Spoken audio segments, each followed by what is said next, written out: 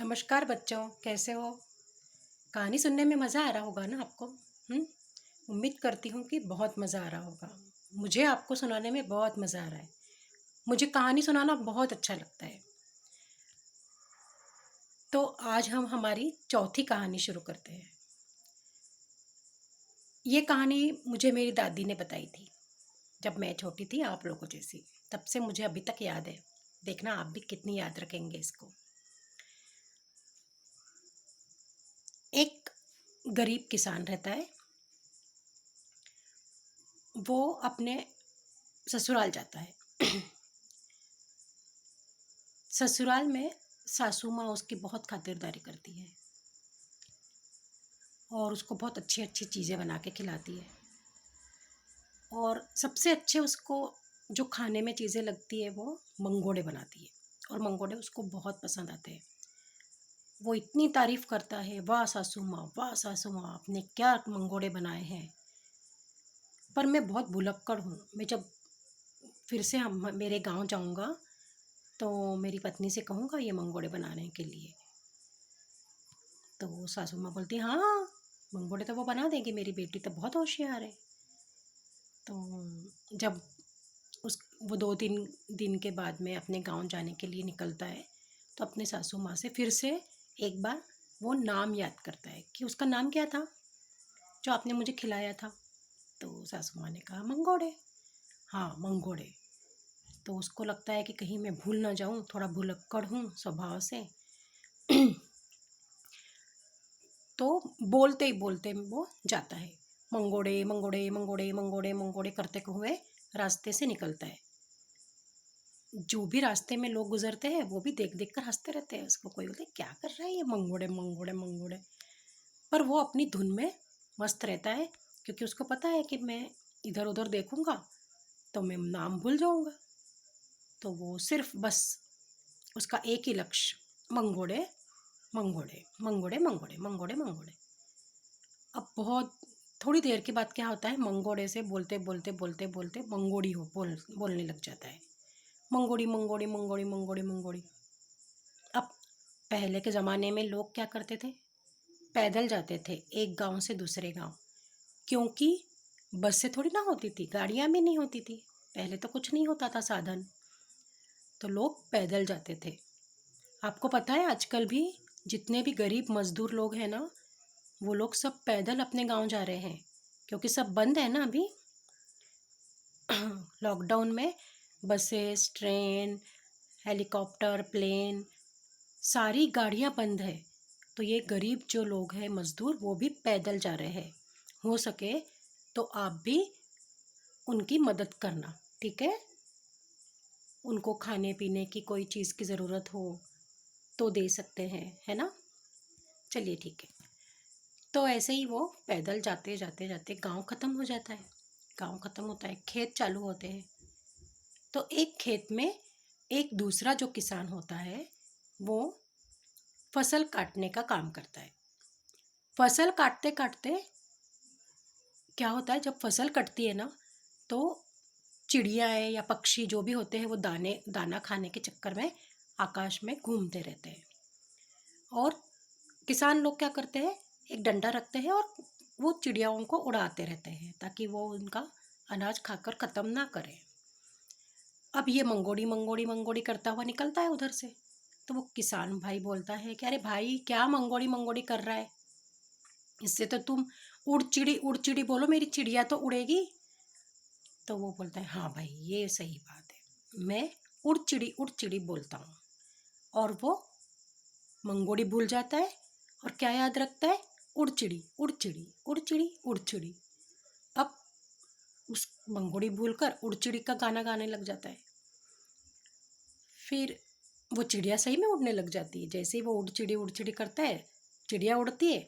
किसान भाई हंसता है, उसको बोलता है हाँ भाई यही तो बोलते रहना, यहाँ पर बहुत सारे खेत मिलेंगे तो किसी का अनाज तो नहीं खाएगी चिड़िया है। तो अब वो उड़ चिड़ी करते हुए चला जा चलते रहता है चलते रहता है। चलते चलते एक फिर जंगल आ जाता है। खेत खत्म हो जाते हैं और जंगल आ जाता है। जंगल में एक शिकारी पक्षियों की शिकार करता रहता है। जैसे ही वो निशाना लगाता है,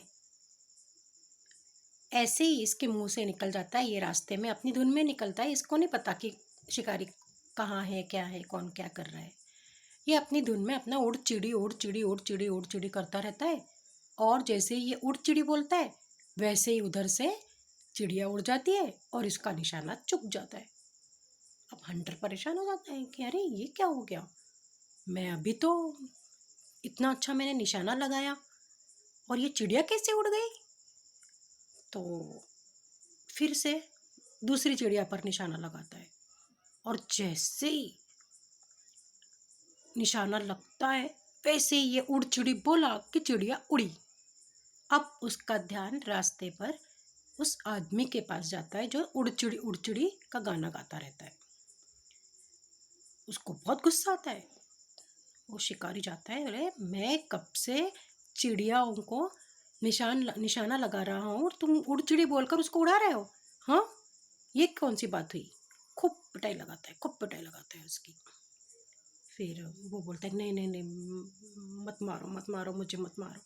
तो वो बोलता है कि ऐसे बोल, बहुत बुरा हुआ, बहुत बुरा हुआ, ऐसे बोला। तो बोलता ठीक है, मैं क्या बोल रहा था मैं तो भूल ही गया। बोले तू यही बोल रहा था, बोल बहुत बुरा हुआ, बहुत बुरा हुआ। तो वो बाकी सब तो चीज़ें भूल जाता है और क्या याद रखता है, बहुत बुरा हुआ, बहुत बुरा हुआ, बहुत बुरा हुआ। अब आगे चलता है, आगे चलता है, जंगल ख़त्म होता है, गांव से लग जाता है। गांव लगता है तो उधर से एक बारात निकलती है। अब बारात निकलती है, सब लोग खुश रहते हैं, घर में शादी है तो खुशियाँ तो मनाएंगे। बाजे बजते, ढोल बजते हैं, कोई नाचते हैं, कोई गाते हैं, कोई चलते रहते हैं। और ये अपनी धुन में, इसका तो ध्यान ही नहीं रहता है कि यहाँ बारात चल रही है। सादा सीधा साधा रहता है बेचारा। बहुत बुरा हुआ, बहुत बुरा हुआ, बहुत बुरा हुआ, ऐसे ऐसे करता है। अब दो चार लोगों का ध्यान जाता है कि अरे हमारे घर में तो खुशियाँ और ये बहुत बुरा हुआ, बहुत बुरा हुआ बोल रहा है। पकड़ के उसकी पिटाई लगाते, ले धड़ाम दे धड़ाम पिटाई लगाते। अब मत मारो मत मारो मत मारो, अरे मैं क्या बोल रहा था, मैं तो भूल ही गया, मैं भूल ही गया। तो बोल रहा था, तू बोल रहा था कि बहुत अच्छा हुआ, ऐसे बोल, बधाई हो बधाई हो बधाई हो, अच्छा हुआ बधाई हो, ऐसे बोल। तो बोलता अच्छा अच्छा ऐसे बोलना है क्या। फिर वो सब कुछ भूल कर बधाई हो बधाई हो बधाई हो बोलने लग जाता है।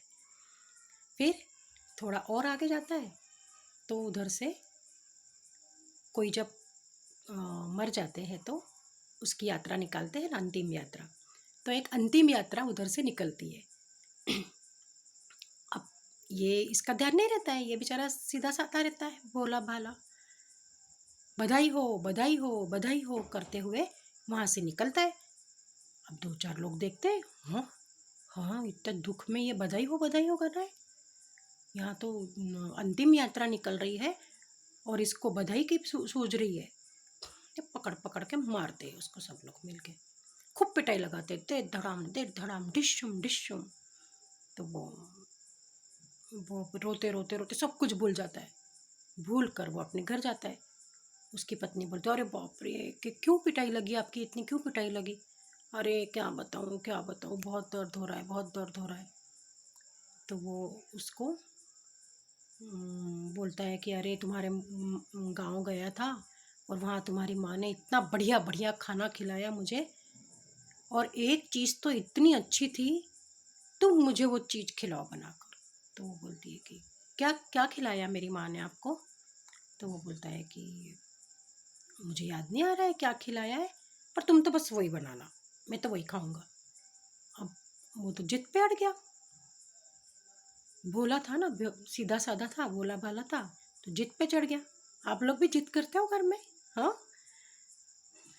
पर ऐसी जिद नहीं करना चाहिए, मूर्खता भरी जिद। अब उसको इनाम तो याद नहीं आ रहा था और जिद पे चढ़ गया था, तो उसने क्या किया, अपनी पत्नी की पिटाई करना शुरू कर दी। अब उसको इतने मारे जाए मारे जाए मारे जाए, तो आस पड़ोस के लोग भी आ गए बचाने के लिए, भाई क्यों मार रहे हो, बताओ तो बात क्या है, बात क्या है। तो बोला सुनती नहीं है मेरी बात, मैं बोल रहा हूँ कि ये बना ही नहीं रही। तो बोला आप क्या बनाने का बोल रहे हो, बेचारी के पीठ में मंगोड़े उठ गए लेकिन आप रुक नहीं रहे हो।